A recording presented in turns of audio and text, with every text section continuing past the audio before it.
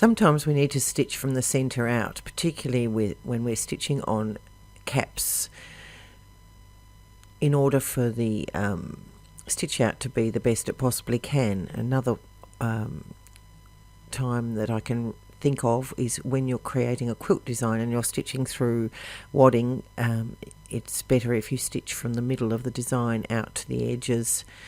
And so we need to be able to sequence our objects so that they do that, and it's really quite straightforward.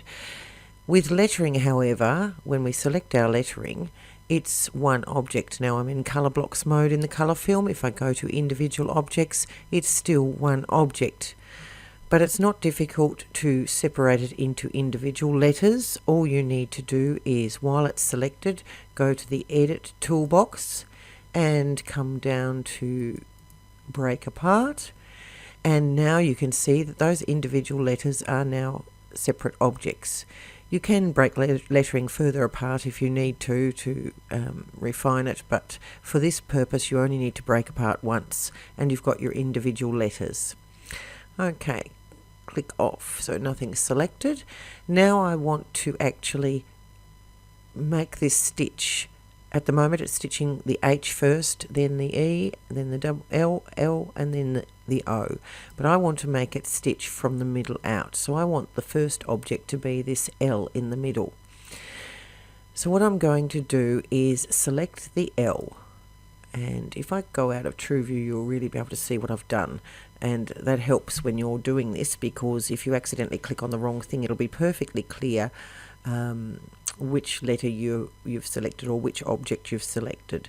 So once you've selected your first object, you need to hold your control key down, and then you can select your other objects in the order that you want them to stitch. So I might want the E to stitch next, and then the L on the other side, and then the H, or actually I could do the O and then the H. It's entirely up to you how you organise that, what works best in your test sews. So once all the letters are selected, we can see that they're still in the original order here, but we can go to the sequence by selects, which is the little icon with the 1, 2, 3 on it, and you just left click on that, and now you can see that in the colour film the stitch order has changed. It's now stitching the L first, the E, then the other L, then the O and the H. Now of course you could accidentally click on the wrong letter or the wrong object, so let me just go through that again as if I'm making a mistake. So I'm going to undo so it goes back to the original order. So if I scroll up here, we're starting with the H. Click off so nothing's selected.